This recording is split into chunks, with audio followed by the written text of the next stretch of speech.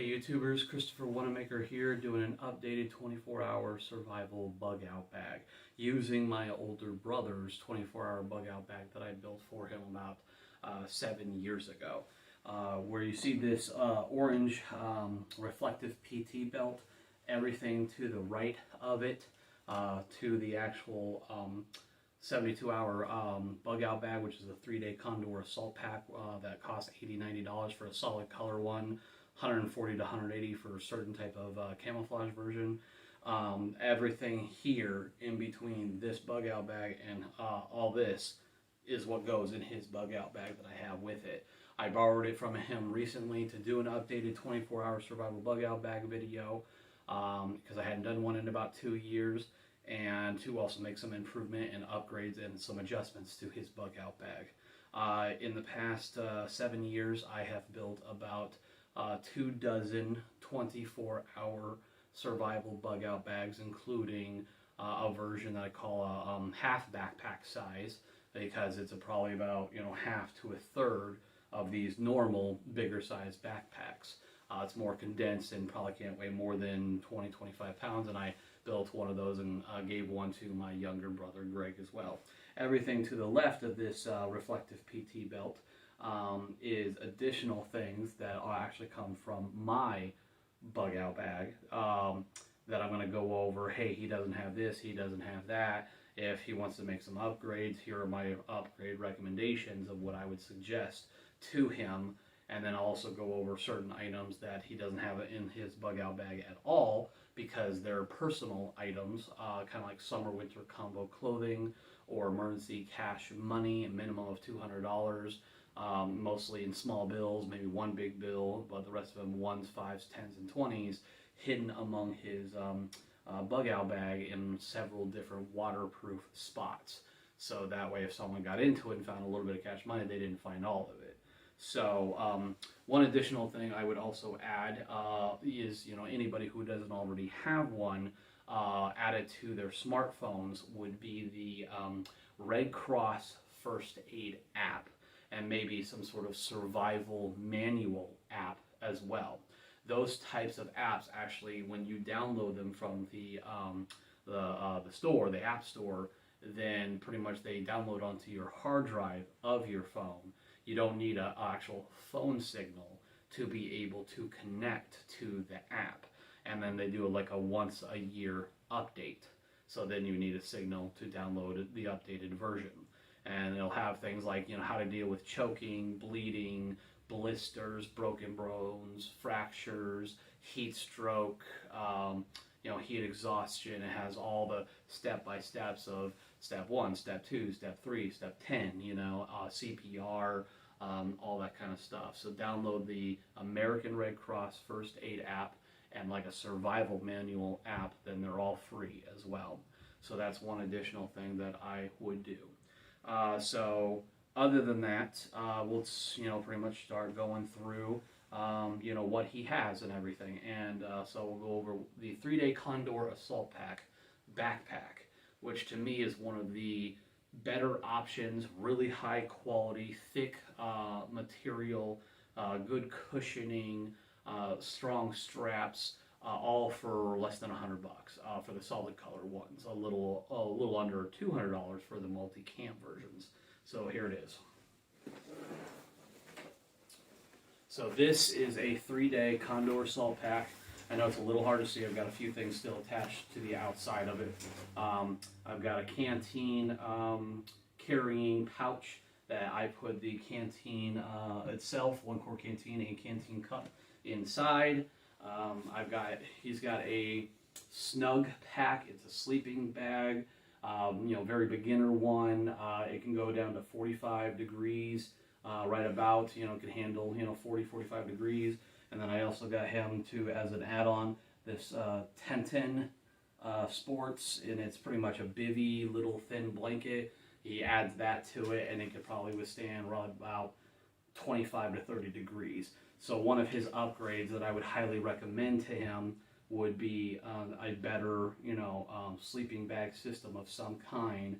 My preferred one that I have on the outside of my 72-hour survival bug out bag is a enlightened equipment, personalized.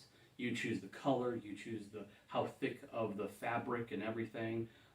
Quilt blanket system, and then I got a dark green with black outline stuff sack for the sleeping bag from REI for like $60, I think it was. So, you know, enlightened equipment plus that, you know, that's probably $350 to $450 you'll spend. But it's, you know, and it's 0 degrees what I chose. You can get, you know, 20 degree, 30 degree, 40 degree. So you choose the temperature, you choose the how thick of the fabric. I did like triple thickness for the outside, normal thickness for the inside. One side's dark green like this, the other side is like traffic cone orange on the inside, so I could use it to signal somebody if I need to. And you know, it's a blanket quilt system. So, or any other, you know, better sleeping bag system than what I've provided for, because this is what I had when I first started my bug out bag. I got something cheap, and then but later on kept making improvements and made it my bag better and better. So, and I have S rings, so attached to the outside of the MOLLE straps right here, 3 of those, and then on the bottom side, so it's attached from 2 points to the stuff sack. 2 more S rings from the bottom too, so it's attached on there really, really well. Here is a military entrenching tool carrying case pouch that's connected to the MOLLE strapping of the 3-day Condor assault pack. And then, you know, entrenching tools right there. So it's a foldable shovel, which is what goes in here. This is a Woodwind water line. It's got like a rain poncho kind of material on the inside, so it's water line, waterproof, and this is called a waste pack. And pretty much I keep his personal hygiene bag on the inside of this. And then off to the side here, we have the it is a sheath with 2 Velcro pockets on the outside for a Army 1095 Ontario machete, which is the original machete for the Army that was used in Vietnam and stuff. So, so there's that, and then got some more S rings on the outside here for the shoulder straps. There is a zipper pocket here if I wanted to get him a 2.5, you know, whether it be 1 or up to 2.5 liter Camelback bladder, and then the straw thing would come out. So there's a zipper thing to put the Camelback bladder in there. The back has really good heavy duty cushioning, waist strap, even with a mini hidden little pocket behind the waist strap. So I'm about to give him an old school military, kind of like the it's a smaller version of the Ontario military machete with a sheath, and put it in the back here, so he'd be able to hold it and then grab the handle and just pull it right out. So because for my bug out bag, I'm getting a new zombie tools from zombietools.net. It's called the Felon. It's kind of like a Bowie knife, and it's on its way here right now. I just got the email that it's on its way. So this is a 3-day Condor assault pack. Has a pocket system here with netting in it. Has a pocket system off to the side here. That's where I keep the first aid kit. Has a 2 pockets here, so the upper portion and then the lower portion. That holds a lot more, and it also has some of this kind of strap, buckle strap, cargo straps, 2 verticals, 2 horizontal on the inside, and then of course it's got a across the chest strap buckle, and it's got the waist strap as well. And then 2 bigger pockets with more military strap webbing on the sides as well. And I have a thick, heavy-duty D-ring on the side that can handle the total weight. And then, so if he gets himself a piece of, you know, good nylon rope, like climbing rope, then he could hoist this bag up if it's got food and stuff in it to get it out of range of bears and everything. Now this full 3-day Condor assault pack, and I got him some name tapes too, his actual name, first name, and then a name tape of, because he's both a tax man, and I got another one in here that says Tech Guru as well, so personalized name tapes of Velcro.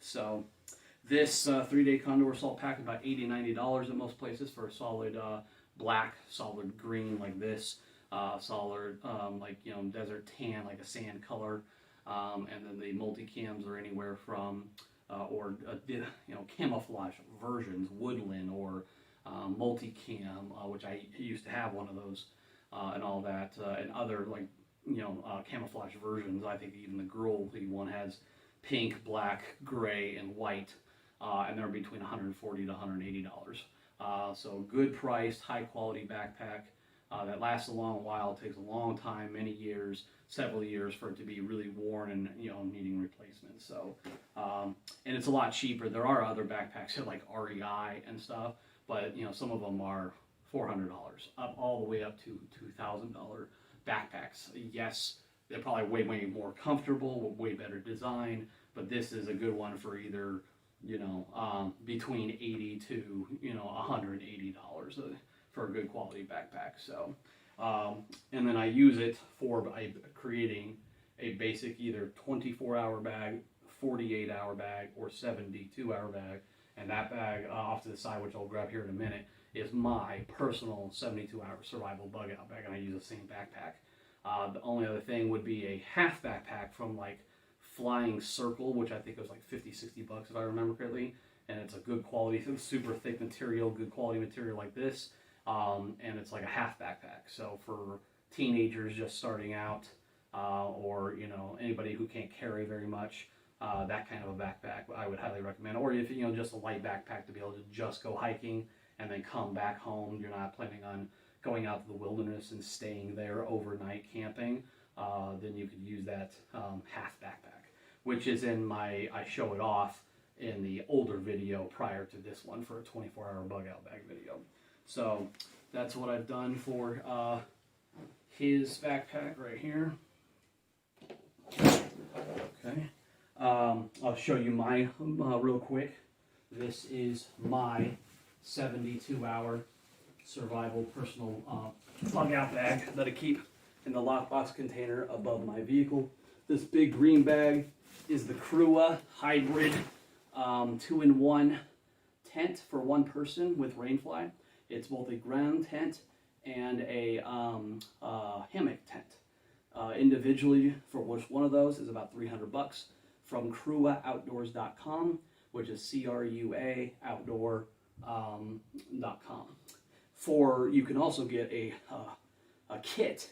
They give a really high quality, super thick, like down to like 10 or 20 degree sleeping bag with stuff sack and a self-inflating little air mattress, one person air mattress, all together for $440. So, and then what you see right here is the Enlightened Equipment quilt sleeping system of mine inside this Sea to Summit $60 stuff sack from REI.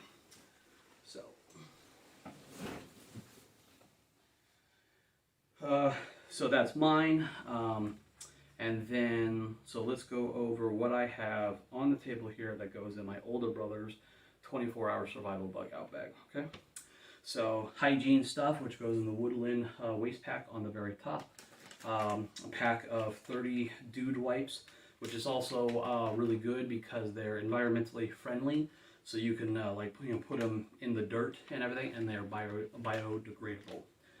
Then I got this little personal hygiene pack, and it's got a couple different things in it. It's a beginner kit, pretty much, washcloth that's clean, a little bit more, small pack of dude wipes, hand sanitizer, 2 little packs of environmentally friendly laundry detergent to clean your clothes, and a thing of body wash. So that's mainly what I have in there for him. But I would recommend to him to get, let me make a quick adjustment right here. This, in my personal 72-hour bug out bag, this personal hygiene pack, I use and created my own personal high quality created first aid kit. But you can also, it's a personal hygiene bag, so you can get something like this to improve upon, you know, this flimsy one. So, and then, or just like me, a normal little zipper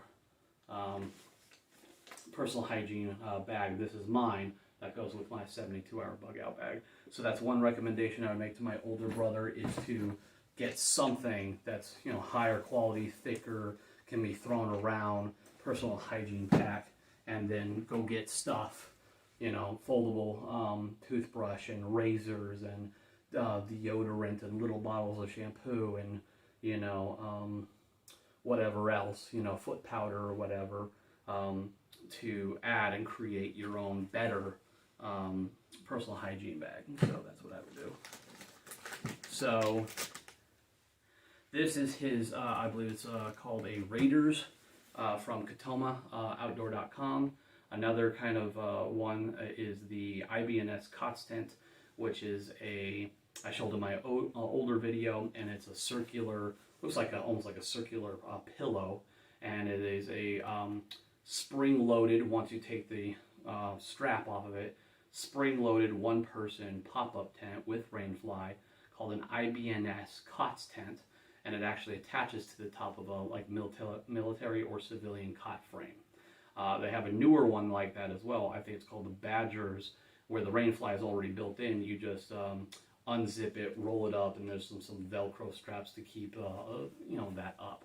So, you know, either one, but this is a very lightweight version. The problem with the IBNS, the spring-loaded tents, is there's a very specific way when you open it, that you have to fold it back up to get it back to its original size, to get it back into the carrying pouch. So, and I showed that in my older video too.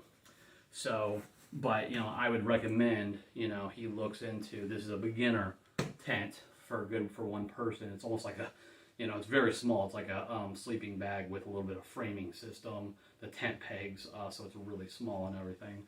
But, and then, you know, my recommendation is that he gets the Crua hybrid tent, which individually by itself is $300, and then with the stuff sack, and then do what I did, take the stuff sack by itself, get the buckle straps, and get a pack of those from a couple bucks from Sportsman Warehouse.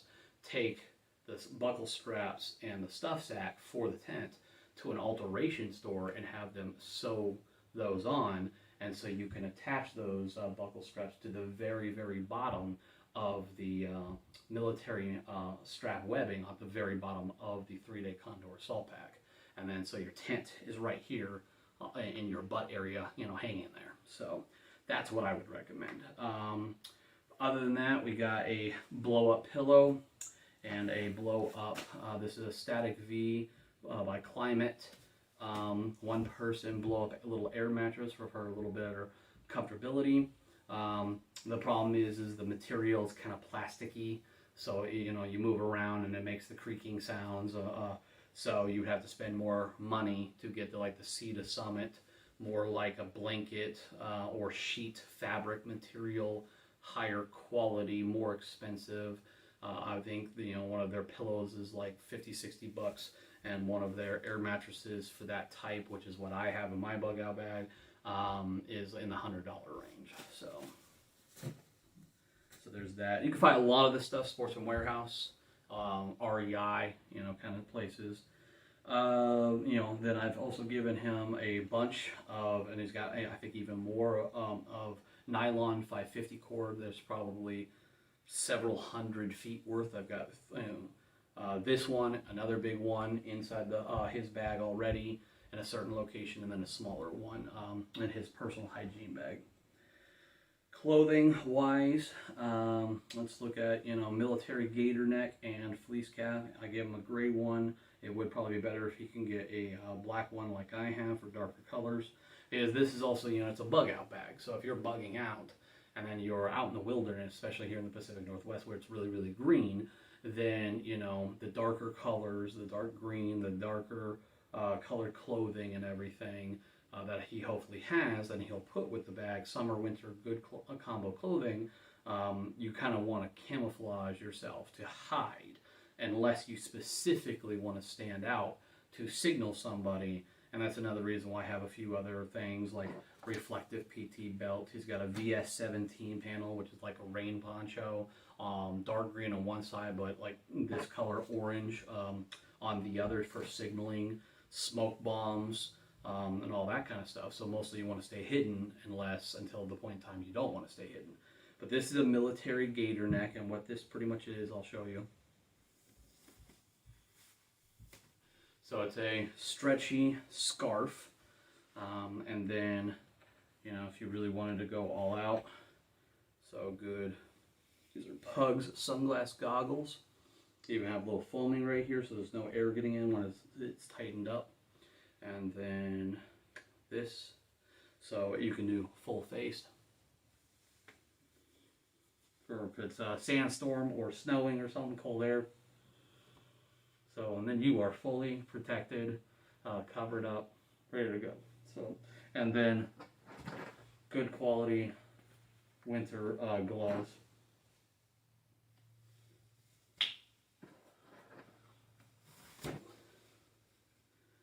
So, brand new gator neck, stretchy military scarf, works really well, keeps your face warm. So maybe get a new black fleece cap. I even got these, Pug sunglass goggles case, because I originally just bought these, put them in my bag, and after a while being moved around, they busted right at the hinge. So now I put them inside this carrying case for both mine and his pairs in order to protect them, to make it where they last a hell of a lot longer. So,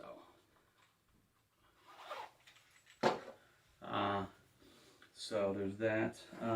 This is a little Ziploc bag. It has a thing of 5 cat black cat, couple different colored smoke bombs.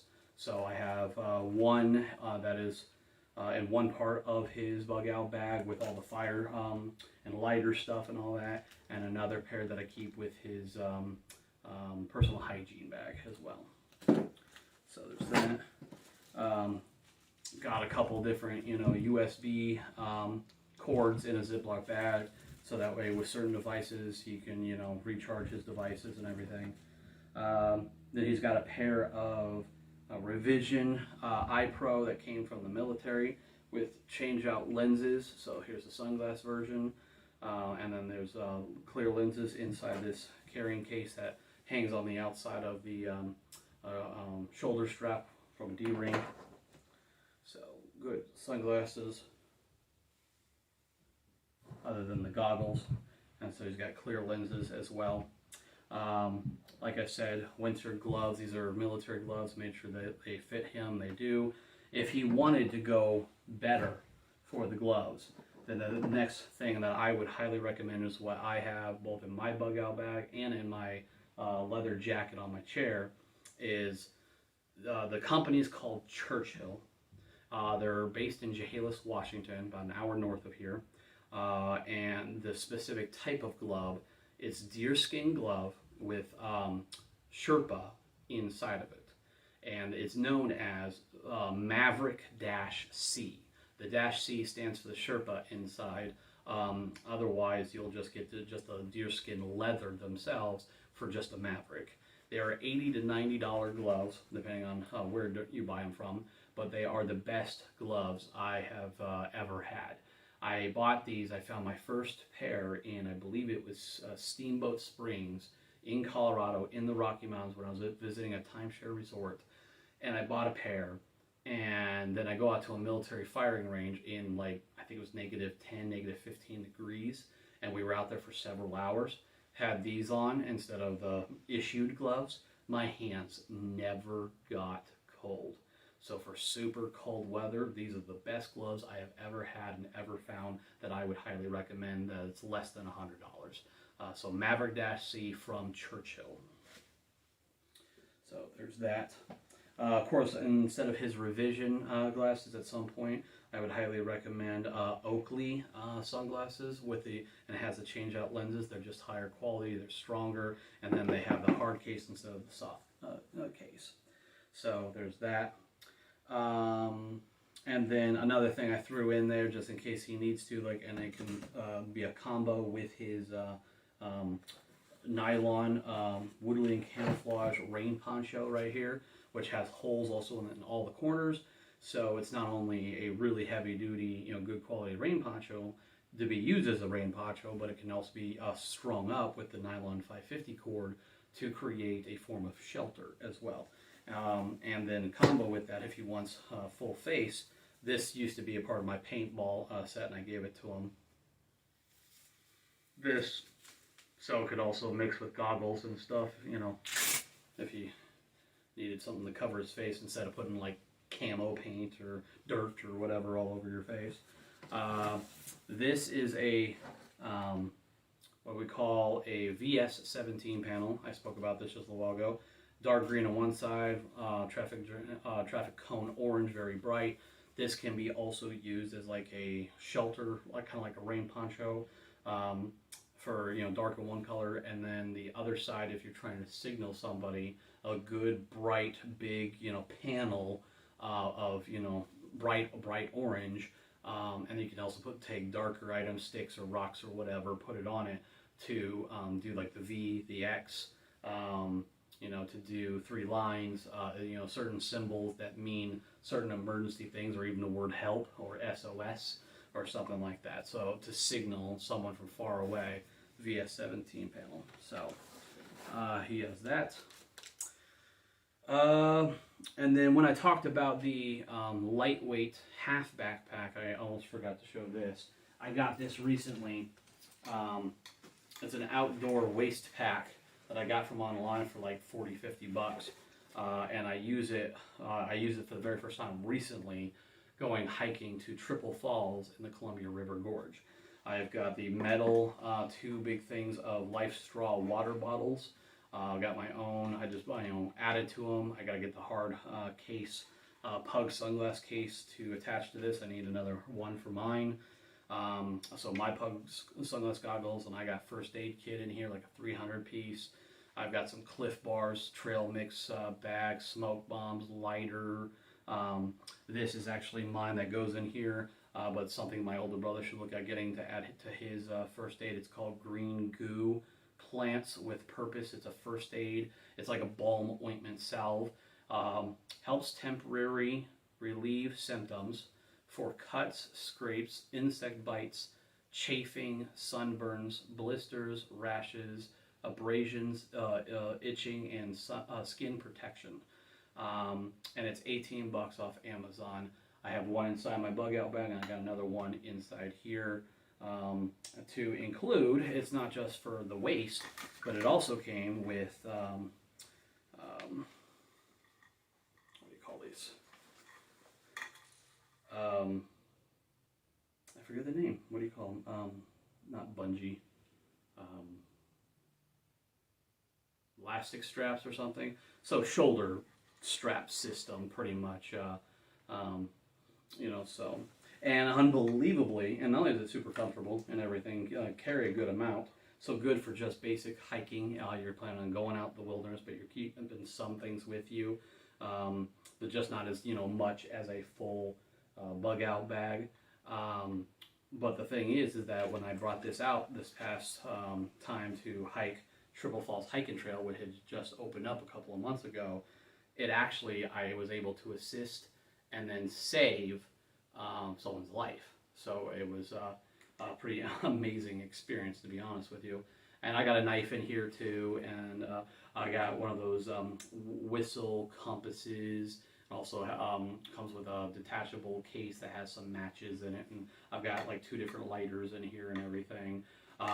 My older brother's bug out bag, for his 24-hour bug out bag, he does have a plastic clear Life Straw water bottle. It's just not here. It's still in his trunk. So this is a good alternative for if you don't want to take a full giant backpack.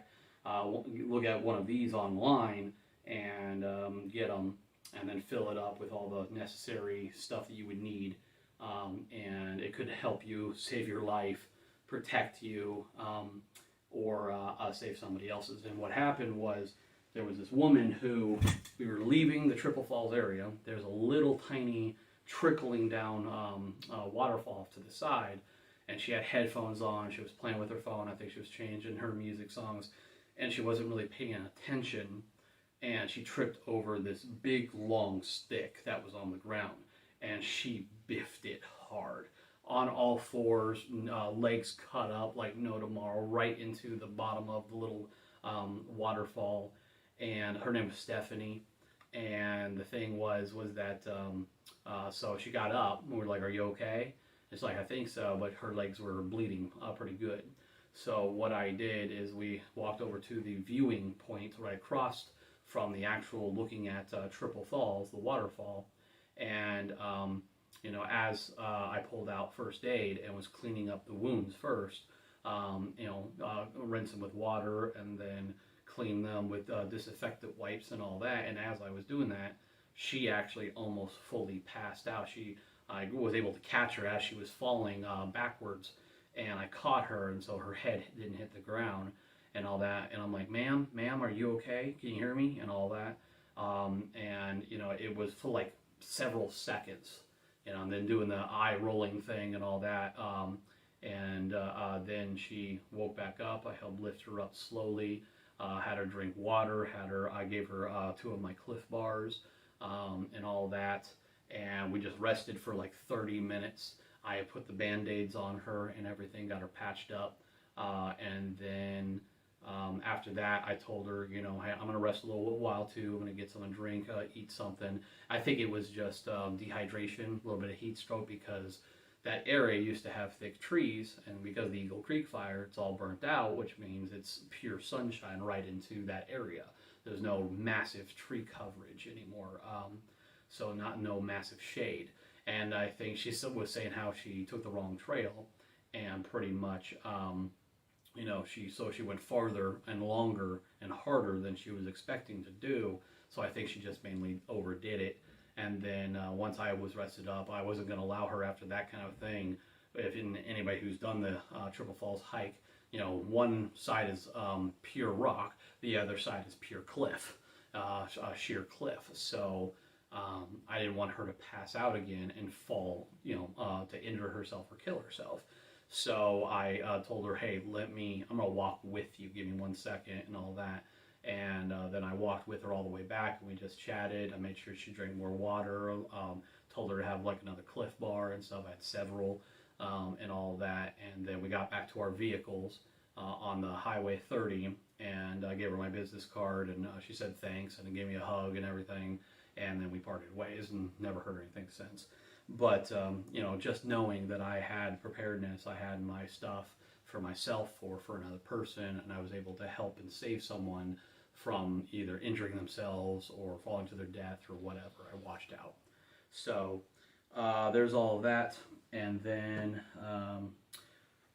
let's go through. So first aid kit, I have a 123 piece.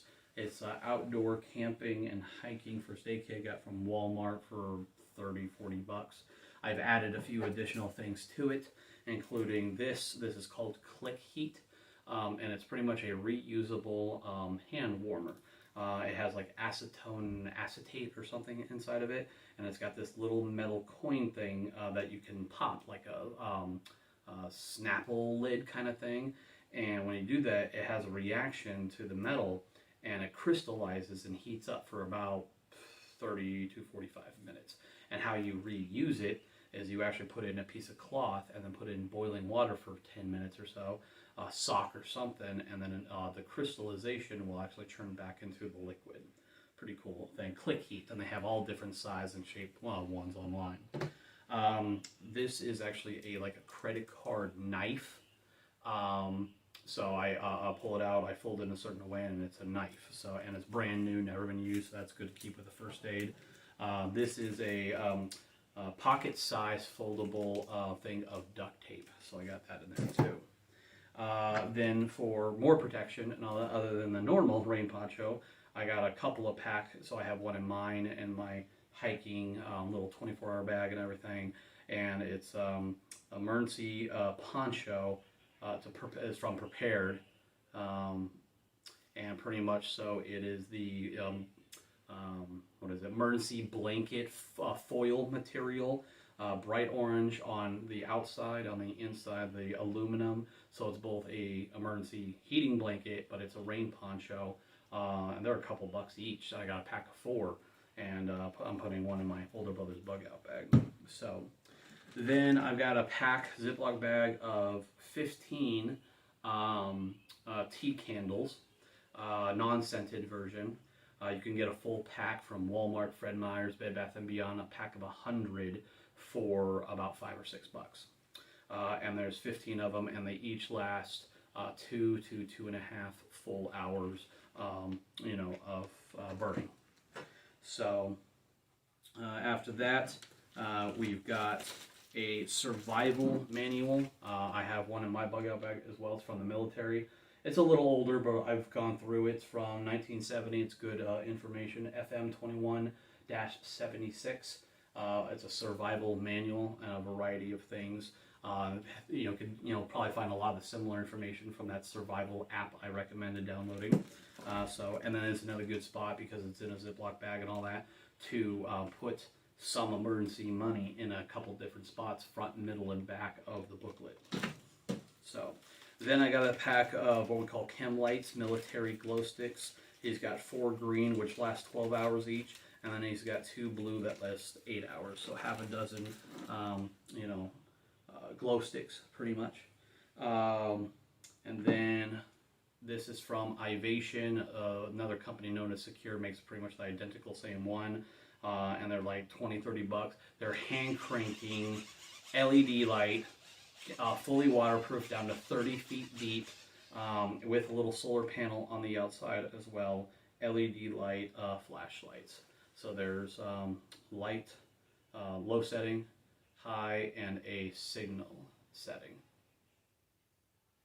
So good quality flashlight, and I went ahead and put a nylon 550 cord, paracord on the handle thing as well, for a lanyard.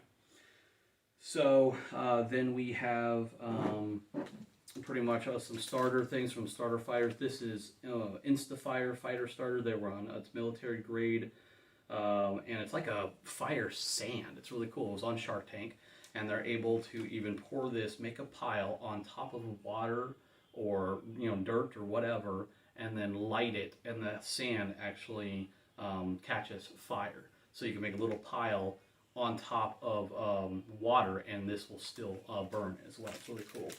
So there's that. I also have a little Duraflame fire log in here, which for me, if I need to use this to start a fire, then I could cut it up into about 8 to 10 square pieces to start multiple fires from one log. And one of those things burns for 10-15 minutes to really get the fire going. Got a thing of Zippo lighter fluid, a brand new Bic lighter. Of course, like I said, smoke bombs. I got 2 packs in my older brother's bag. Now, what can smoke bombs? These are like 20-second smoke bombs: yellow, blue, orange, 2 purples, and a green for this pack. And you can even find the more ones that look like a good-sized pipe that goes off or whatever color for several minutes. But smoke bombs can be used for signaling, especially if it's a bright color that is an opposite, contrast of your green environment and everything. It can be used to scare away animals because they don't like the smell of smoke, or it's almost like Batman with the smoke that is a distraction and helps you get out of the area to escape. So it's a form of cover. So there's that. With my canteen cup pouch on the outside of the bug out bag, I have a thing of Colgan's water purification tablets.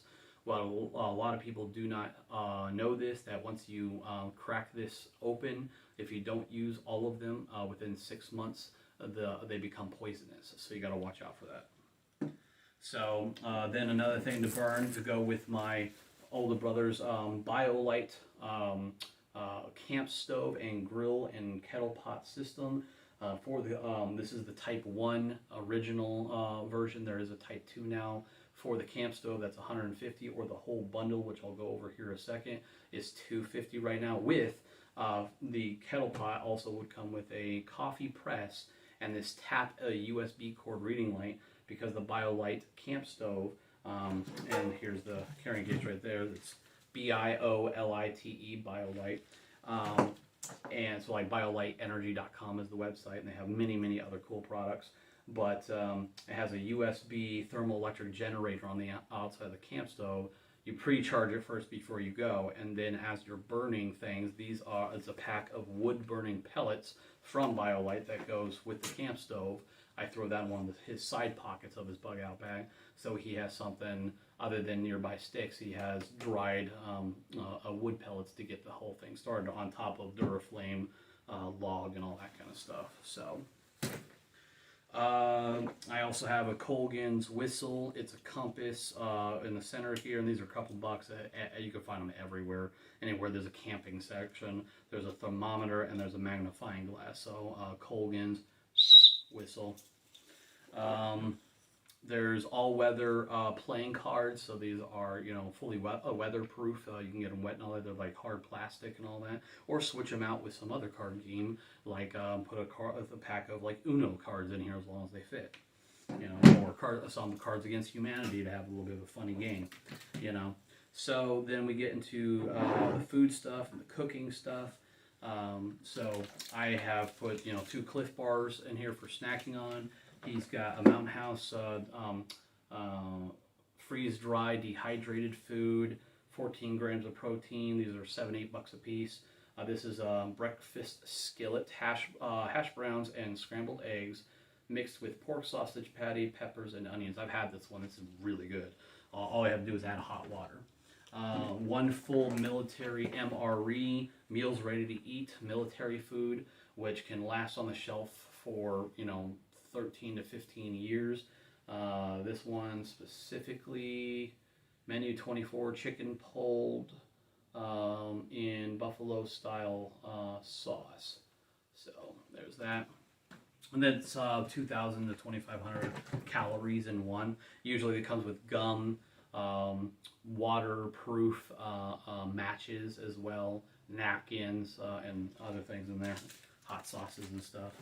And a full box in plastic of chocolate multi-meal, which is one of my favorite types of hot cereal. So there's an original maple brown sugar, and then this is the chocolate version. So have that in one of the other side pockets of his bug out bag. So he's got a good amount of food that could last him, you know, multiple meals, multiple days and stuff, so, which is good.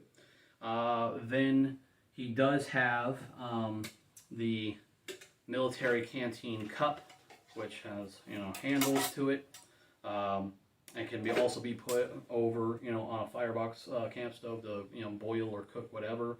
And then a 1 quart military canteen that goes inside the side pouch, and then another little tin cup that I got. So if I was him, what I would recommend to him is actually get rid of his plastic life straw, give it to somebody else, get one of the metal ones, and then add that to his bug out bag.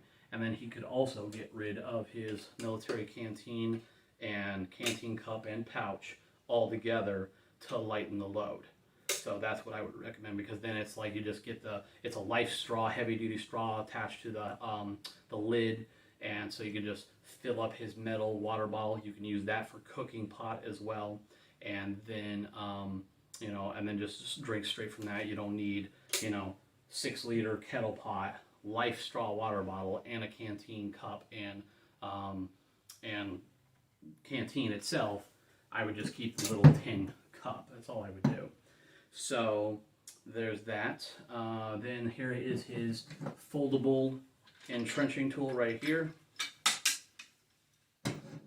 I have a Ozark trail with a little carrying pouch, multi-tool Gerber. I got a good quality knife, pocket knife. I've got another little tiny pocket knife. Another, and these little tiny pocket knife and big lighter and magnesium bar all are in the little pouches on the outside of the machete. Give me 1 second, I'm going to turn on the overhead light. So there we we go. And then, so we went over the knife stuff. This is the military with leg sheath, Spax 16. It's the military version tomahawk, pretty much. Specially designed, sharp pointed in, and then this special hole here is designed to shut off almost all universal gas and water mains and stuff at most people's houses. So now if you wanted to get rid of this because of how big and bulky it is, what I would recommend to him is the 7-in-1 from collectorknives.com. It's veteran owned. Clax tomahawk axe head. Comes with a carrying pouch, so it's Clax. And this has, it's like 6 or 7-in-1. Got a hammer, you got a ruler, you got let's see, finger jipping, you got a gut hook, the normal axe head. This is for this side blade is for sharpening of a stick or something like that. Sharpening of a stick to like make your own spear. You got hex bit right there, and then a special unique patented clamping system in order to, whether you buy one of their specialty made handles or you can get a stick that's about just as thick, about that thick, and then cut a hole into it like that, and then use the specialty clamping system and just use a stick out in the wilderness to get this fully clamped down to use it. So I've got to open it back up.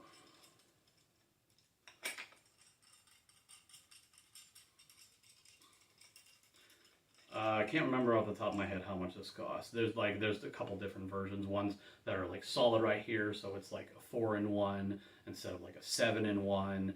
And then they have a titanium version. I think this is like in the $140 range. And they do like $40 to $50 military discounts. So this is my Tomahawk Clax Axe Head multi-tool that I have in my 72-hour bug out bag. So if you wanted to get rid of this and buy himself this is more of a multi-tool. And then it's you can only have to buy just the Clax Axe Head with the pouch, and you don't even have to get the pre-made handle. You can use a piece of stick that's about that round, about an inch in diameter, and create your own handle. So there's that.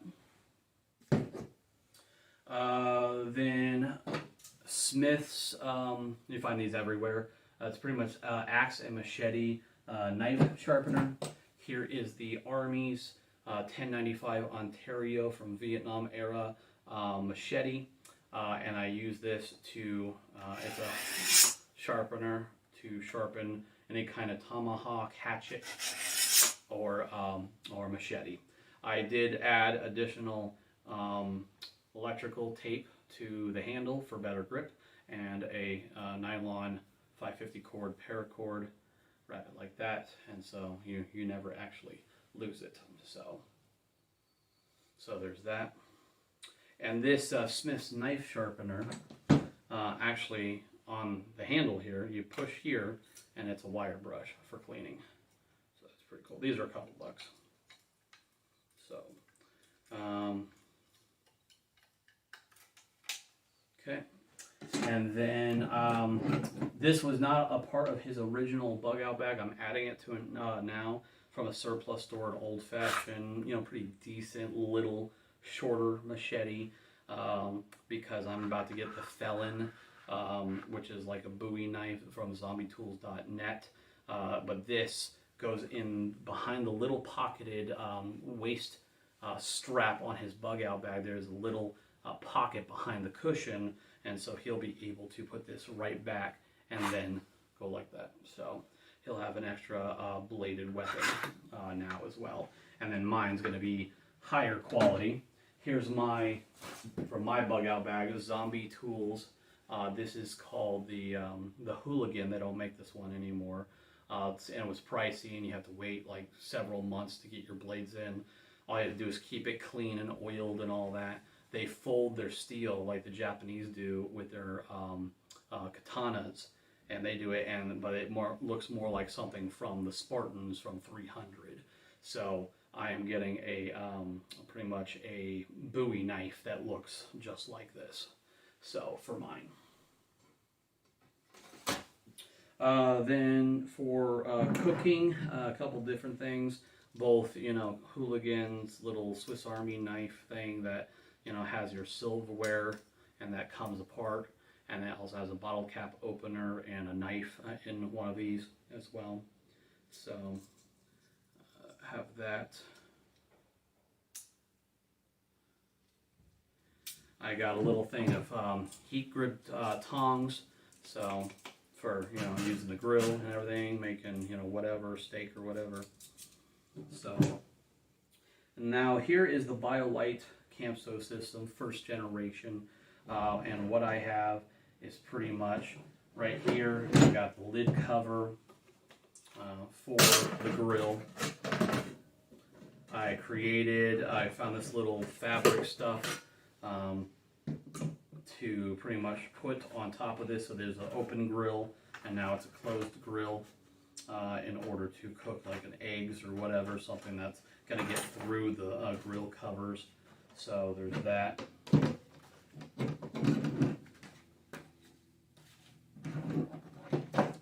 Okay, and then so the grill portion comes off and collapses the legs. So this is the actual, original Type 1 BioLite camp stove with a thermoelectric generator battery pack. You pre-charge it just to get it started, and then put in a USB to recharge your devices. As the fire's going, it will recharge the battery pack completely, and then you have a storage battery. The first generation did have some issues, and that's why they have the newer generation. They don't even sell the first generation anymore. There was a problem with the fan sticking after so much use and beating it up and everything. And then the legs actually fold in and go inside their 6-liter kettle pot, and there's a plastic bowl at the very bottom inside of this. So otherwise, you have it like that, and then 6-liter kettle pot. Now this was my original system that I bought for my bug out bag, but then I started realizing this is a very good system. The current Camp Stove 2 is $150. This entire kit system with a compression system for the 6-liter kettle pot for coffee press, and a tap reading light USB plug-in, which is this. So that plugs into the side of the battery pack thermoelectric generator, all for $250 is what the newer system comes with. And what I realized was this is a very, very good system. It's a bit bulky, a little heavy, has multiple functions to it.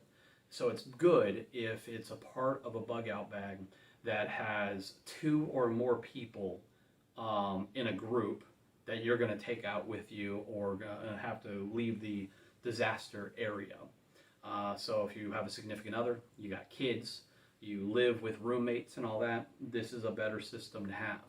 Otherwise, once I realized that this is better for 2 or more people, and it's pretty much by myself, so what I went ahead and did is give my older brother this original system, and then I got something a little different that's lighter weight. And what it is known as Firebox folding camp stove. Here's the pouch. Here's the extension grill. It also comes with a normal grill that's, just a normal square. I'll cut that in half. And here is the first generation Firebox folding camp stove. So, let's show it. Has a little weight to it, but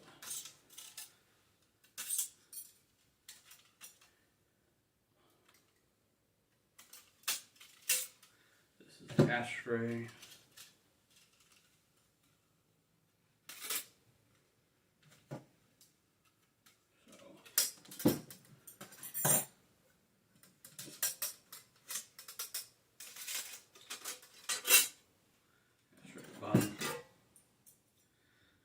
these can go on top to hold things in place.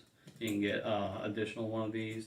They have all these holes in the sides to put these through and hold other, things in place, canisters or whatever. You've got the extension grill.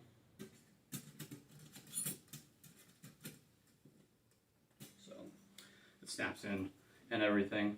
And then, or the normal grill size and the bag as well. And then what I learned was you have this, and then I bought this.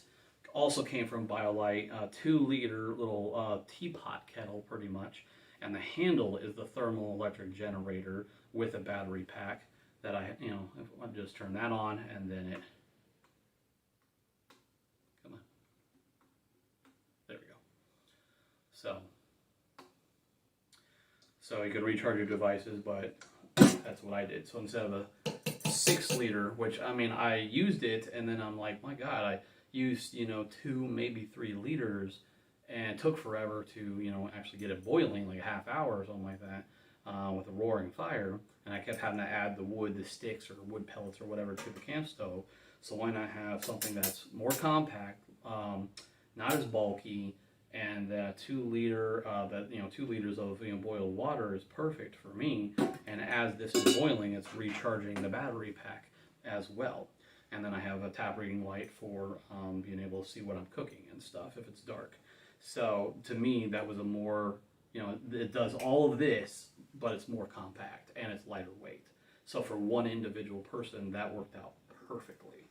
So unfortunately, they do not make this any longer. You could probably find them somewhere on eBay or something like that, but they don't make this specific type, and I don't know why.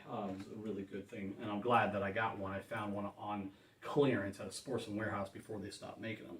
And the great other thing about this is you have these, and then if your firebox is getting too hot, you got to move it and all that. So these are to move it around. So they have newer types. This is the 1st generation. I think they got like a 3rd or 4th generation. They even have a little tiny one of these called a Firebox Nano. That's like $50. This is like $100 for all the stuff on Amazon right now, or the proper website might be a tiny bit more. And the Nano is about that size, and that is a perfect system to cook for if you have a military canteen and a canteen cup and one of those little cooking canisters. I did that one time in the little Nano thing, and then used this and made hot chocolate and then multi-meal inside of it. So, and my younger brother with his lightweight 24-hour bug out bag is the one that has the Nano Firebox folding can stove. So, like I said, I might be thinking about giving this with the canteen cup and bag to him to attach to his. So he has a good system with that, and then have my older brother and give him my younger brother for his bag the Life Straw water bottle, and get him one of the metal ones. So, and so other than that, another thing that's, so what does my older brother not really have with his bug out bag? The emergency money, cash money hidden in several different waterproof spots, summer, winter combo clothing. What did I do for that? What I pretty much did was I bought from the military dark brown, the newest generation to go with multicam uniforms, dark brown Poly Pros. They're kind of like pajama sweatpants system, and then I combined that with clean pair of drawers, short sleeve brown shirt, and old school summer version. They had summer, they had winter. Summer's lighter with little lines in the fabric. Full-blown BDU Woodland Camouflage uniforms, and Woodland Camouflage is this pattern right here.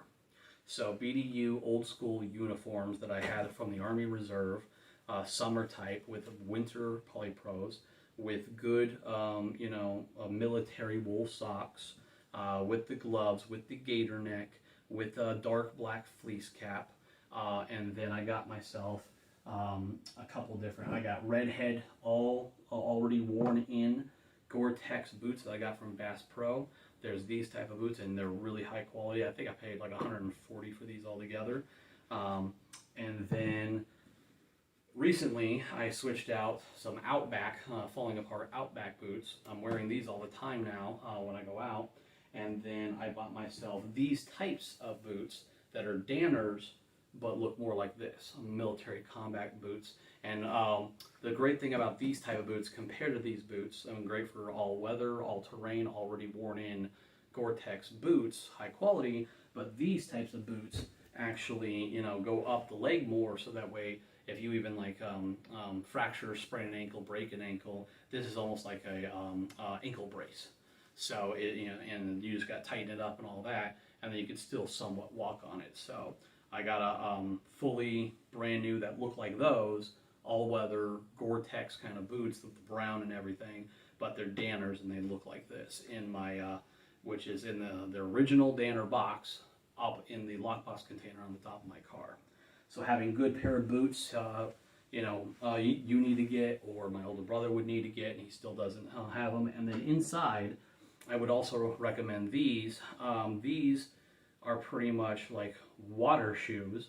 I like to call them, you know, pretty much the surfer slipper slash sneaker shoes. Got these for $40 online. There's a couple different types out there. And so once you're, maybe if you're especially hiking out and about and you want to take your, you know, burning feet out of your boots that are sweating and need to breathe and all that, whether you're just chilling for a little while at your hiking spot like Triple Falls, or you're at your camp spot and all that, instead of walking around in your thick boots, you have a spare pair, or if your you know, tennis shoes or boots that you were using got damaged, you have a backup pair that you can use. They're kind of like, you know, surfer slipper shoes slash sneakers with a little bit of grip on them. And then, so whether you wear socks or not. But extra pair, something like this, that's also very flexible, and can, you know, doesn't take up a lot of room, not super thick, $30–40 and all that, good to have. So, and then another thing he doesn't have any kind of binoculars or a monocular, and I got mine. This is for my bug out bag. I think it was like $50 for a monocular to see further distance. Good quality monocular to help scout out areas and look for something and all that. So that's a good idea. Let's see. So he needs to buy his own high quality pre-worn boots.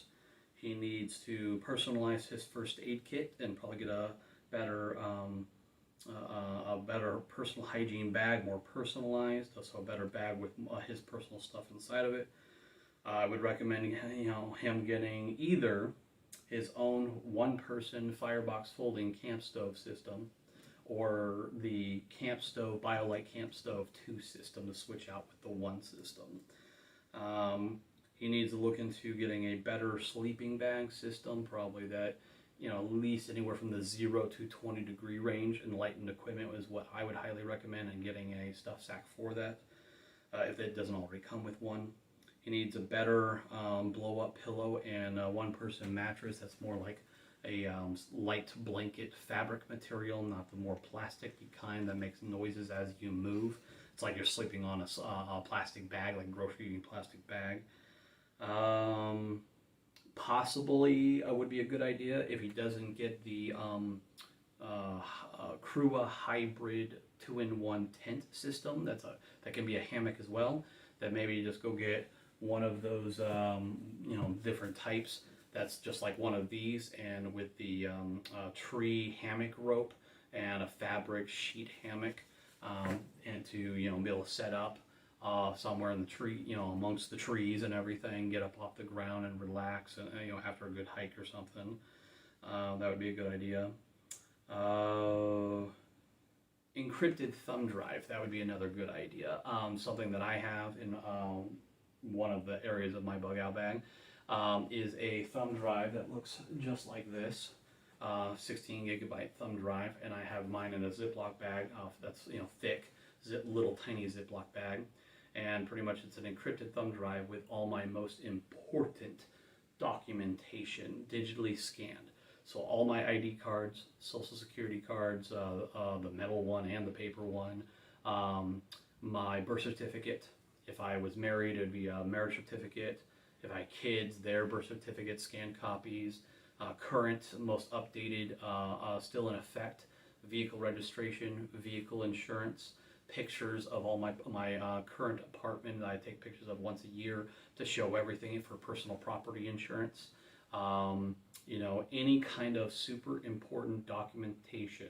It's kind of very similar to when the Red Cross, if you go to them, they can give you those thick, big Ziploc bags, and it would have a listing on there of your most important documentation that you want to protect, especially the originals like a birth certificate or a vehicle title or something like that, and put inside there and put it in your freezer to protect it. So if a fire happens or whatever, the inside of a freeze and fridge usually is not damaged. So that's pretty much the same concept. Is I go anywhere, and as long as I can plug it in and I remember the password, which I do, then I have all my most important documentation, most important pictures of you know, all my family members from the past and everything.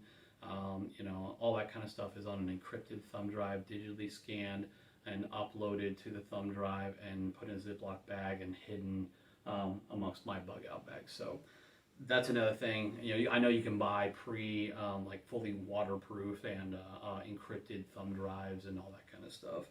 So that's something that I would recommend to him. Oh, there's a good one.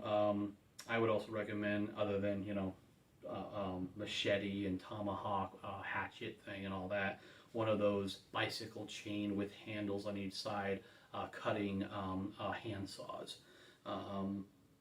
There's something other than this flashlight and glow sticks and candles and all that. From BioLite, they make the headlamps, and they're some of the most comfortable headlamps I've ever had. I've had the ones with the batteries in the front. It's super heavy, keeps falling in front of your eyes. These ones are, the LED light is right here, it's flush, and that moves up and down. It has multiple patterns to it, even red light on it, and the battery pack USB plug-in is in the back, so it balances out perfectly. You just gotta adjust the strap. I think like it's a headlamp 330 was the one I've got. Love it to death. One of the best headlamps ever. Then they have some newer ones with bigger lights on them and stuff as well. Yeah, that's pretty much everything. You know, switch out his possibly his hatchet, the SPAC 16. If he wants to get himself the Clax X head, that would be smart. You know, replace his military winter gloves with the Churchill $80-90 Maverick-C gloves. Switch out his revision sunglasses that are slowly falling apart because I used them in, I think, Iraq for oak leaves glasses, brand new oak leaves. You know, change out some of his sleeping gear, improve his personal hygiene bag, improve his first aid kit, add more stuff to it, improve his cooking, camping system, and possibly add a hammock with the rope and stuff, or get him replace this tent from KatomaOutdoors.com with the 2-in-1 Crewa hybrid tent. And great cool thing about that tent that I forgot to mention is you get two of them. You can attach them together from the outside and then tear down the interior wall. So you just turn two individual one-person tents, combine them together, and you turn two individual one-person tent into a one tent for two people. So that's pretty cool. And you can even, if you could set it up, attach it first and then set it up as a hammock system, you could set it up as a hammock for both of you as well. So yeah, that's pretty much so everything that my older brother has for his bug out bag, and the recommendations that I would make to him to make improvements slowly over time, and to either get rid of old stuff and replace it with new stuff, and to keep making the bag better and better and more personalized to him. So I believe that's all I have. I hope you enjoyed this video, and I still have the older version that shows some other things as well. So hope you guys had, I hope you liked this video. Please hit the like button if you like it. Please subscribe if you like my videos. Currently I have about, I think it's 26 videos covering 16 different category subjects. You know, some of it's the bug out bag stuff, 24-hour bag for this video, 72-hour bag for my video. Vehicle preparedness is a new one. home preparedness of emergency supplies and everything is a new one for lighting, heating, cooking, emergency food and water and all that kind of stuff. That's new. I have Pacific Northwest tour guide advice video, Colorado tour guide advice video because I was in Colorado for about 6.5 years altogether. Plasma donation 101 video, utility bill life hack video, how to save money in electric, heating, water, and garbage several ways around the home, scammer warning sign advice video for the different scams going on, a personal financial advice video, how to fine-tune your personal finances about a dozen different ways, how to use a single credit card properly and increase your credit score by using one credit card properly for one full year, increase your credit score by 30 to 50 points. How to make extra money off to the side from a full-time job is in that financial advice video. Several different ways of making extra money. So just a variety. Vehicle basic maintenance care services video. How to be a better gift giver to the people most important and closest to you using the 5 love languages. A lot of people like that one, especially if they have a significant other. So I've got 26 videos currently covering 16 different category subjects. Why do I create these videos? Just to share my knowledge and experience to help other people. So I also have like an autobiography video and then another one that's kind of like an autobiography. I talk about very specific major life experiences and what were my major life learning lessons in those experiences. What did I learn? How to deal with PTSD properly, to turn the negative into a positive and snap myself out of it. How to deal with higher ranking authority people that because of their rank and title and position at the business, they think they're always fucking right.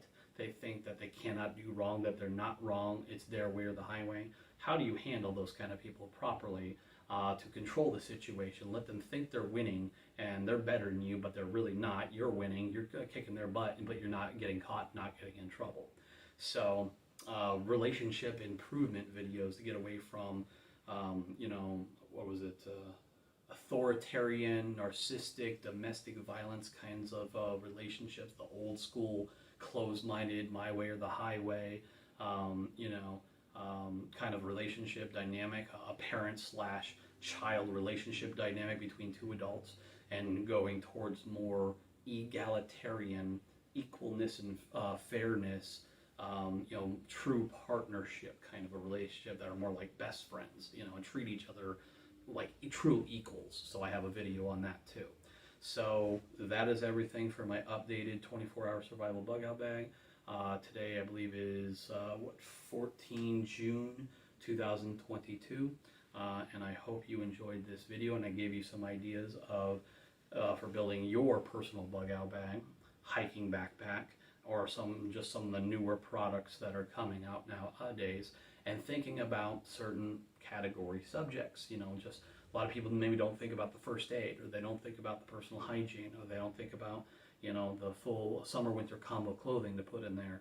They don't think about eyewear. They don't think about the cooking stuff, and instead of, they bring an entire like grocery bag or two or freezer or cooler of food when we have MREs. We have Mountain House dehydrated food. We have Cliff Bars. We have trail mix packs. You have jerky packs.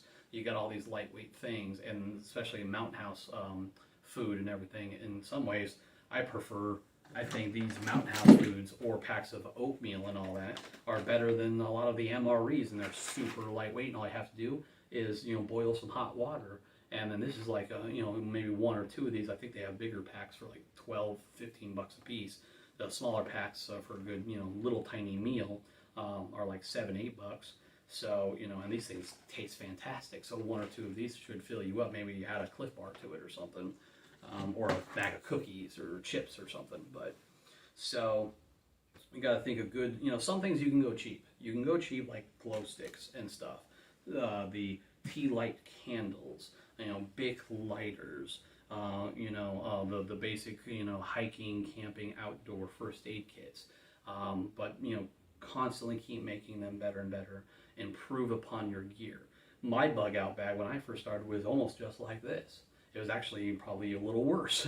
But then slowly over time, I've spent several $1,000s on my like 65-pound, 72-hour bug out bag that I just keep making better and better. I like, starting out cheap, and then you look at, oh, there's 21st century multifunctional, good quality, durable gear, and I look up YouTube videos to find out the reviews on those items and is it worth the money. So then I'm doing that, and then I'm like, oh, it's worth the money. Okay, instead of like 5 of these items or 10 of these individual items, someone created a new 21st century device. It's like a Swiss Army knife. It's a multi-tool, and so now I can get rid of 5 or 10 of these individual items because it's all in one. So get the higher quality item, doesn't take up much room. Hopefully it's lighter weight, has multi-functions in one device, and you can get rid of 5 or 10 of your individual items and put them on like offer up and they will sell eventually, or you like donate them to Goodwill or something. So thinking ahead is preparedness. Emergency preparedness is very, very important to me. I was a logistical supply sergeant in the United States Army for 9 of 13 and a quarter years served. I was an E5 supply sergeant for 9 years. I did 3 deployments, a year in Baghdad, Iraq, a year in Foldable, Afghanistan near the Pakistan border, and 3 months to Liberia, Africa, helping out with the Ebola effort, humanitarian mission in Liberia, the end of 2014, beginning of 2015 with an engineering unit. And so I also worked with FEMA and Red Cross in Liberia, Africa, and then I worked with more of them in Colorado Springs when I got out of the Army for micro and macroeconomics classes, speech class, and English class for different research projects and papers I was doing on the subject of emergency management preparedness. So I worked with FEMA and Red Cross. I've also done a little bit of 3 out of 5 weeks of Special Forces training at Fort Campbell, Kentucky. Once I left Germany heading to Fort Lewis, I got rerouted because I got pre-selected and went through 3 weeks of the 5 weeks of Special Forces training, and I've worked with other Special Forces units. So I know a lot about preparedness. When my units would come to me and turn in supply requests for an upcoming field training mission, then the funniest thing was like, okay, this is for the training mission in a month or 2 months or 3 months out, right? Yeah. Do we have another training mission similar to this shortly after that? Yeah, like 2 months after that. What about after that? Yeah, another 1-2 months after that. So instead of turning in one supply request, I'm already thinking far ahead of, okay, how many more training missions, how far apart, and then maybe everything you just handed me, I need to order 2, 3, or 4 times the amount to get that stockpile in as soon as humanly possible, not just receive one thing in, one quantity worth, and then have to order again and receive another quantity worth. Let's stockpile now and get ready for the future training missions. So when everybody else was thinking, 1 day ahead, 1 week ahead, 1 month ahead, I was thinking 2 years ahead. And some of the research that came from me working with FEMA and Red Cross, I'm doing research papers on, 2 major statistics came out. They did a joint survey, FEMA and Red Cross did a joint survey on Americans and preparedness for 5 whole years. The results came out in August of 2015. What did they discover? 2 major statistics that blew my mind. Over 60% of Americans do not prepare for natural disasters in any way, shape, or form, even though over 80% of American counties, which is probably higher now, it's probably more like 90% or more, of American counties get hit by one or more than one yearly natural disaster. So what I don't understand about Americans, and I hope that they're changing their mindset, because with global warming, we're having more frequent and more extreme natural disasters, or even heat waves, or forest fires, or volcanoes blowing up, or tornadoes, or hurricanes, or mudslides, and rock slides, and flash floods, and earthquakes, and all this stuff, and droughts, and everything. So, hey guys, we need to start thinking ahead. You go through one natural disaster, yes, recover from it, and then, oh, it happened once, it's most likely going to happen again and affect us in some manner.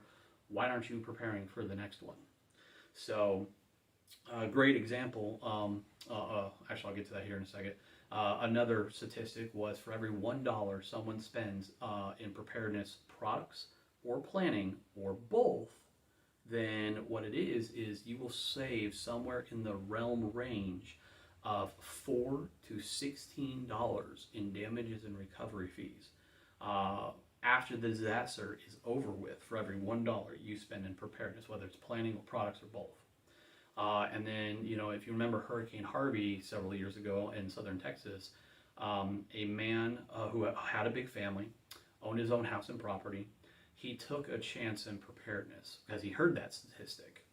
So he knew like flooding was the biggest thing. Heavy wind flooding was his concern.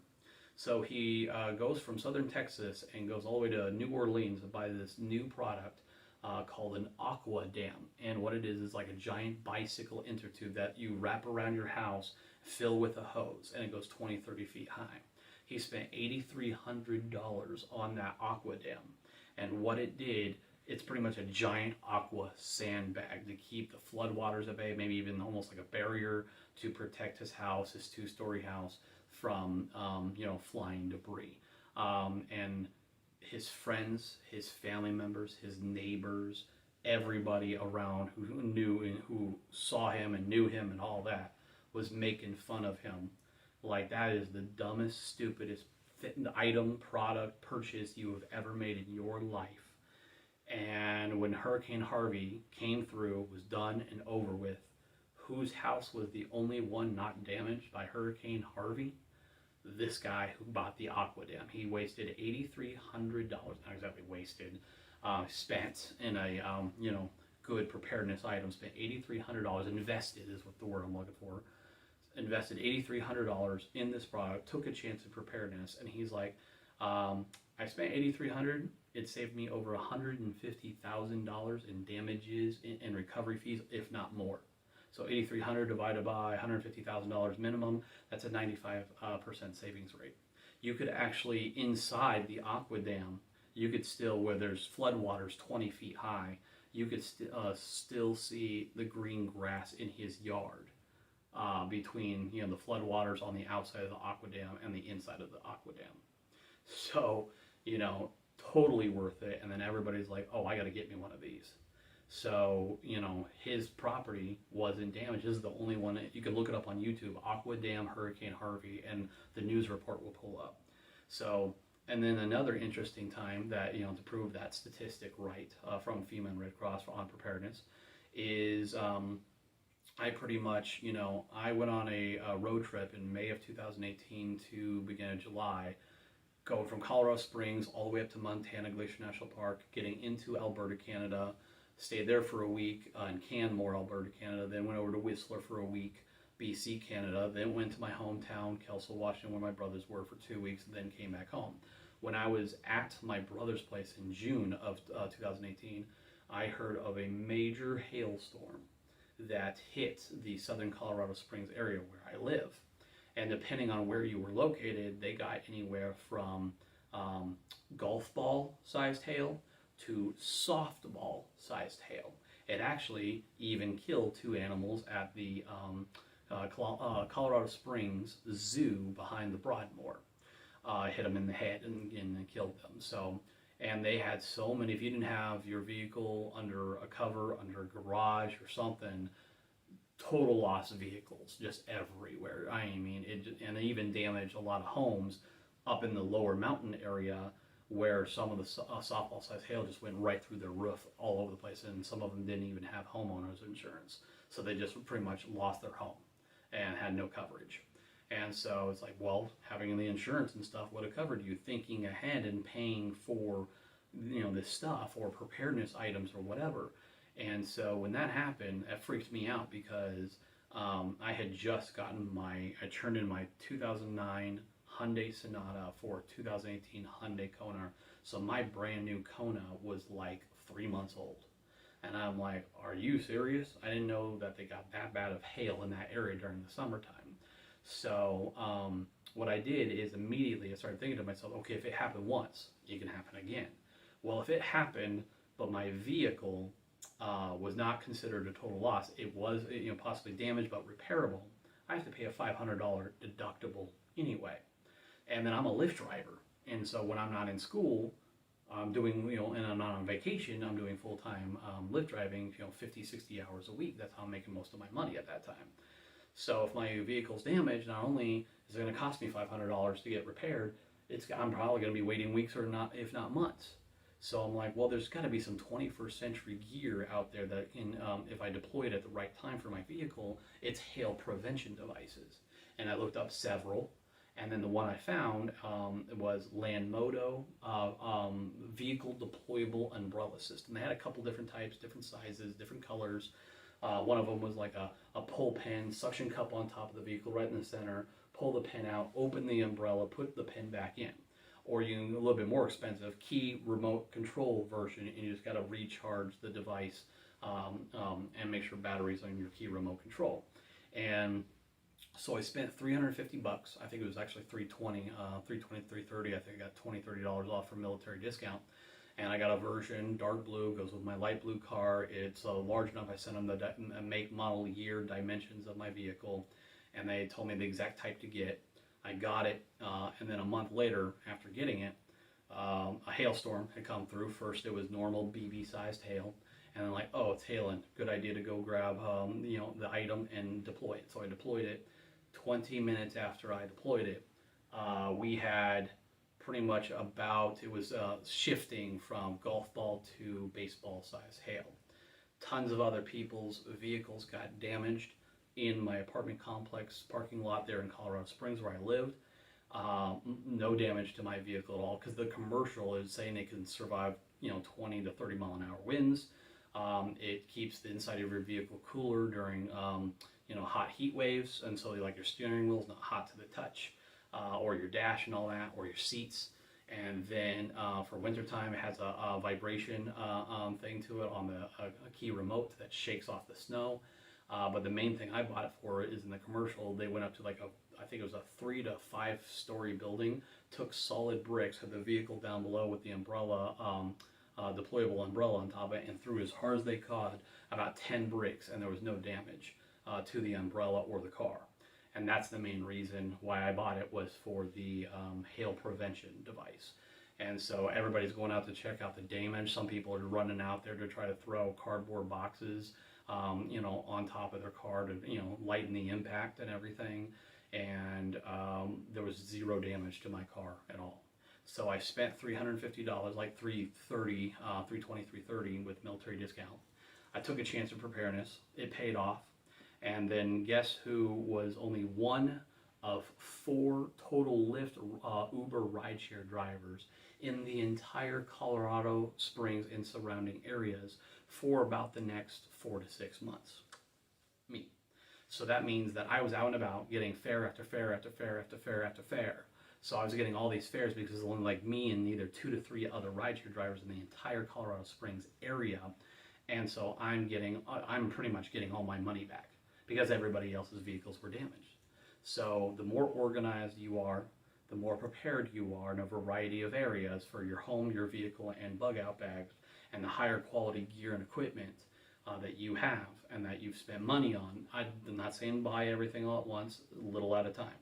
I've gotten about $1,000 worth of emergency food in my laundry room of my apartment, in my pantry area, and I've slowly bought a little bit over the past year, and I've got about $700 to $1,000 worth now of big buckets that last 25, 30 years, 5-gallon buckets of a mixture of dehydrated food and oatmeal and pancake mix and all that from Walmart. So, which are like $50 to $70 depending on the type, breakfast or lunch or dinner ones.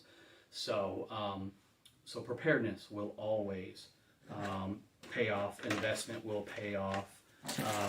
You just got to think ahead, and how important is yourself and your family, and lighting systems, heating systems, cooking systems, sleeping bag systems, summer winter combo clothing, first aid, personal hygiene, comfortability, camping, cooking stuff, machetes, tomahawks, hunting knives, things to signal, lighting systems. Now's the time to prepare. We're having more and more frequent natural disasters. They're becoming more frequent and even more and more extreme every single year that passes by, because of global warming, because of the effects of mankind on the planet. So I would highly recommend getting more prepared. Get your vehicle more prepared. Watch my vehicle preparedness and readiness video. My home preparedness and readiness video, give you a bunch of ideas, and start building yourself, at least you and teenage kids, and even pet. You can get the pet vests with MOLLE straps on it to attach different pouches, have more first aid on them, their own personal food, watering, and some other stuff on there. So, you know, big dogs and stuff that can carry those vests. And then teenager lightweight, you know, backpacks or hiking packs or whatever. And then full-blown, at minimum, 24-hour, if not 48 and 72-hour bug-out bags. What is the difference between a 48 and 72 from a 24? Just more items, more products. It's going to be bigger, bulkier, heavier, but it has more capabilities to it. It's going to cost more and way more, but you're going to have more capability. So you're just adding more to your 24-hour bag. That's pretty much the difference.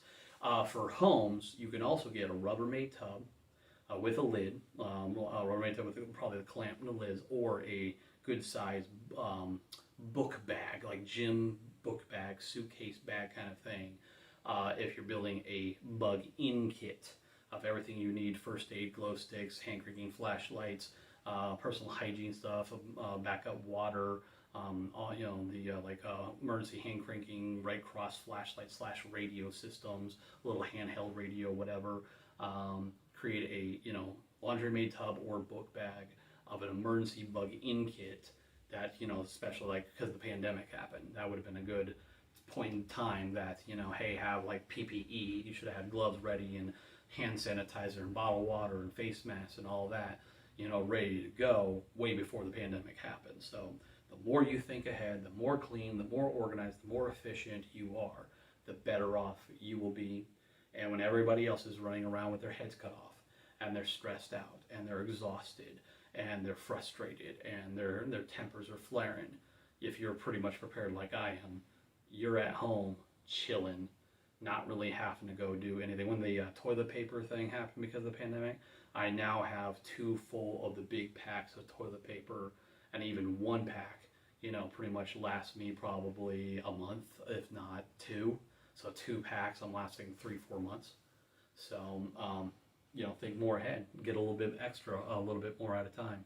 You know, start putting things away in kitchen counters and pantries and Rubbermaid tubs and book bags and bathroom counters and all that kind of stuff. Start thinking more ahead, because I get the feeling it's just going to keep getting worse as time passes with global warming. So that's pretty much everything I have. I hope this was very informative. I hope you enjoyed it. I hope you have a very good summer. Stay safe, stay prepared, and enjoy yourself, and you have a great day. All right, talk to you guys later. Bye.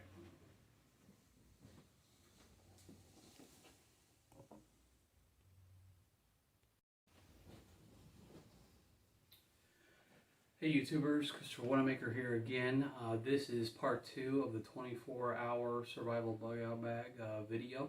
I'm pretty much just going to go through real quick, showing off what the 3-day Condor assault pack survival bug out bag that I have built for my older brother looks like, fully packed with everything inside of it. And I'm going to just open up the different compartments, show the different pockets, and then show, you know, what kind of items do I have in that specific pocket area and why. Once again, I just want to show off this outdoor, you know, back waist pack that pretty much has, you know, suspenders and a good cushiony waist strap and all that I use for hiking recently. So I can, especially for new trails, I'll use it to pretty much go out and scout out a new area, or if I'm just going to just do a simple hike, so I don't have to bring my entire backpack or try to unload my 72-hour bug out bag to lighten the weight. So there I am right there. So nice little pack to carry, you know, first aid, Cliff bars. Now I got the Life Straw metal canteen things. I got a little other first aid. I got you know, lighter smoke bombs, balm ointment, you know, and a variety of a couple different other things. Mostly first aid. It's probably half of what's in here is all first aid stuff. So these are like $30-40 online right now, different colors and everything. But this orange allows me to, you know, be seen if I, you know, get lost out there. but so that way I have a little bit. I even have, you know, one of those emergency blanket rain ponchos. So there's that. And then, so here is my older brother's 24-hour survival bug out bag. Sleeping snug pack. He needs to get a better sleeping bag system. Entrenching tool shovels in here. This is the waist pack with nylon rain poncho material inside of it right there. And then his personal hygiene bag, which he needs to fine tune and personalize, is inside here as well. Got your his 1 quart canteen with canteen cup and the carrying case. I would also recommend, you know, that he gets rid of this actually, and probably maybe gives it to my younger brother to go good with his Nano Firebox folding small camp stove. I believe the silverware little Swiss Army knife thing is in here with a box of MREs and 1 single Cliff Bar. On the side here is the Ontario Army 1095 machete. The pockets in here is pretty much, you know, one's a lighter and then a magnesium bar in each, and then a small little tiny pocket knife. The straps here, which comes with a good quality chest strap, you know, right here as well. So chest strap, the his revision sunglass and clear glass lenses, should change it out with like Oakley's or something. And then, like I said, there's a waist strap right there, heavy duty cushioning, a lot of cushioning pad. There's an extra zipper thing right here to put like a either, you know, 2-liter Camouflage bladder, and then, you know, the hose thing with straw pops out in the shoulders, or you can put something else in there. And then I'm now giving him this old school military, you know, machete blade that's in here in the hidden little sleeve. So, and I'm going to have something like a Bowie knife, Zombie Tools Bowie knife in mine. So there's all that. So that's everything. And with the heavy duty D-ring to lift up the bug out bag. And this compartment here, sorry, the other side has the bag, 1 Cliff Bar, and the other side has the bag of BioLite wood pellets. So that's how it is laid down. So one pocket at the very top here. That's where pretty much all of his first aid and the survivor manual and the little emergency blanket, rain poncho, and signal devices in there. So there's that. Then there's an upper compartment right here.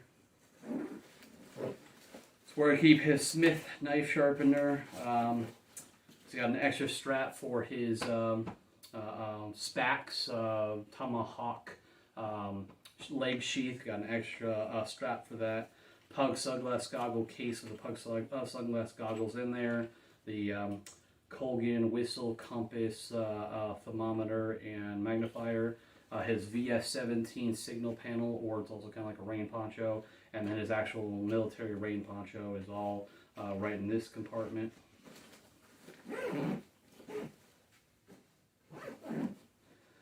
Then in the main compartment, actually bottom compartment here first, what's down here, the compartment that is attached to the S-rings that attach to his sleeping bag stuff sack on the outside. And here, a lot of netting, zipper right here. That's where I keep the sand fire starter stuff, the fire starter log, the smoke bombs, and his playing cards. His cooking tongs are right down here. His hand cranking orange Ivation flashlight that can go 30 feet deep in 3 different settings. Zipper lighter fluid, another big lighter. His Ozark Trail, pretty much multi-tool. His a good pocket knife is all down here. Close that up.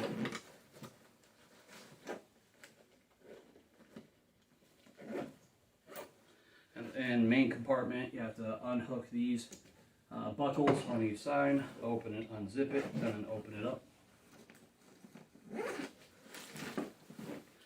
So then you have zipper pockets here and here with a lot of netting. It's pretty much his gator neck, fleece cap, that Woodwind camouflage full face mask, and 2 pairs, a total of 4 military socks. And here he's got the Ziploc bag of the 15 tea light candles, the half a dozen glow sticks, and at the very bottom is 2 different, a small and a large thing of nylon 550 cord. His other nylon 550 cord that I showed in the video before this was as part of his personal hygiene pack. And then in the main compartment, which has 2 horizontal and 2 vertical buckle straps, so holds everything tight in there. That's where his Spax Tomahawk with leg sheath is in here. His MRE is in here. His Mountain House dehydrated breakfast food. His blow up Static V air mattress. His extra little bivy blanket that goes with the sleeping bag so he can stay warmer. His tin cup with the blow up sleeping pillow, blow up pillow. He's got the whole BioLite camp stove. The camp stove goes inside the 6-liter kettle pot, goes in the stuff sacks, and then the grill with the grill cover on it is down right underneath this. His tent is right here on the bottom, and then his winter gloves are at the very bottom of this. So that is pretty much that I can see and remember. That is everything in this bug out bag. Like I said before, he still needs to fine-tune his personal hygiene bag, fine-tune his and personalize his first aid kit. He needs summer winter combo clothing. He needs emergency cash money in here. Would probably be a good idea to get all-weather, all-terrain, already warning Gore-Tex boots, even if he doesn't actually put the boots in here. Then even if it's, you grab the boots, you throw this on real quick, then you tie the shoelaces together, and then you throw it over the top here, and then where they're hanging off to the side until you can get to a safe spot to put them on. Like I said, that's where the shovel's at. So, and then, and then make other upgrades with better sleeping bag, better, blow up air mattress, better blow up pillow, possibly a hammock system with the hammock ropes, if you want something to relax in. Encrypted thumb drive is something else that he needs to look at, to put digitally scan and keep all of his most important pictures and documentations of everything on there. It's kind of like a FEMA Red Cross thing with the big thick Ziploc bag that FEMA Red Cross would give you to get all your most important original documentation and put in your freezer for if there's a fire or something. Getting a monocular would probably be a good idea. Changing out his sunglasses with Oakley's, one of those hand bicycle chainsaw things. BioLite headlamp would be a very good idea to add to this, especially if you get to a campsite late or something. Then you have that headlamp, whether it be bright, low setting, medium, high, and even a red. And so if you want to do it in dark, but you can still see and everything. And then replace the Spax with the Clax X head multi-tool, Clax X head, and then change out the military winter gloves that I gave him for like Churchill Maverick-C, the deerskin leather with Sherpa in it, for super high quality, good leather gloves. That also are not super, flappy in the wind kind of thing, and you can get good grips and stuff on all that. So that is everything that I have for his bug out bag. And I'm also going to give him this 3x5 card with everything that I would recommend of either improving or replacing down the line if he should ever so choose to. I'm hoping that this summer, at some point in time, probably after I come back from a little road trip to go visit a couple friends in a few other states, hopefully me and him can get together and take each of our bug out bags and go hiking and camping with it. I've done that with my bug out bag, but he has not done that with his. And then to, I always tell people, knowing what you have and how to use it is, having the bug out bag is half the battle automatically. So knowing what you have and how to use it, going to field test it at least once a year, going hiking and camping with it is the other half.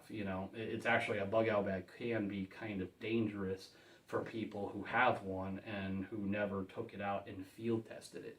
Because, and that's the same thing, I started out with mine just like this, and went through it, gone hiking, gone camping with it once or twice a year at least, and then like, oh, this doesn't really work, this doesn't really work, this is a piece of crap. Oh, there's newer items to switch out this.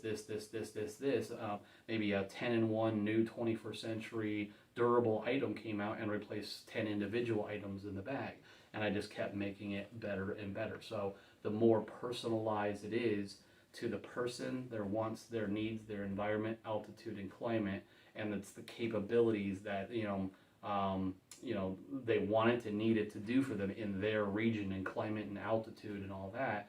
Then when a disaster hits, they'll be way better off, and they'll know their equipment inside and out. You don't want to, like, how do you use this BioLite camp stove? How do you get it to work? How do you set up the tent and tear it down super freaking quick?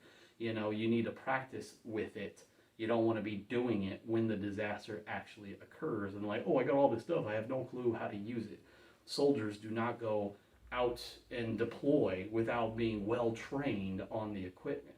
So, multiple times a year, several times a year, we go out and do field training. So like for field artillery, the M777 field artillery guns, or generators, or Humvees, or LMTVs, or the military tents to set up. We train with that out in the field before we go and deploy.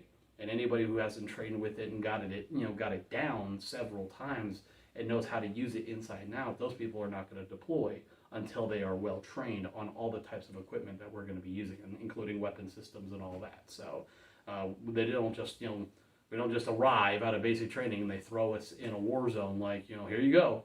You've got to know your gear and equipment and field test it. Having the bug out bag is half the battle. Knowing what you have and how to use it, that is the other half. So I hope that you guys enjoyed this video. Let me put it on real quick to show you what it looks like once it's fully on. And if I didn't say it before, the great thing about this 3-day Condor assault pack with all the cushioning, heavy-duty stitches and cloth and fabric and buckles and everything is it feels like about 35 pounds right now. You get it up on your shoulders. You fully strap it down.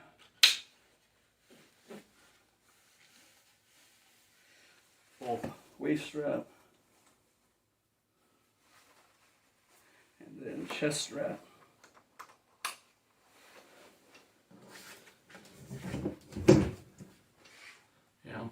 So wiggle around a little bit, get it, in the right spot.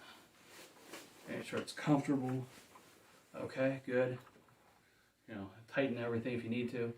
And then this is a 24-hour survival bug out bag that I've built about 22 to 24 of these in the past several years. And I have spent anywhere from $1,300 to about $1,600 per bag. The weight and how many items and its capabilities will depend on how many items you choose and what do they cost and what do they weigh, and all put together in a high quality bug out bag. So, and now with it fully strapped down and everything, it took about close to a half, say 40 to 50% of the weight off my shoulders. So now it currently feels like it's about 15 to 20 pounds. So about almost like what it would feel for high school full backpack of all your textbooks and maybe some clothes. That's about what it feels like. So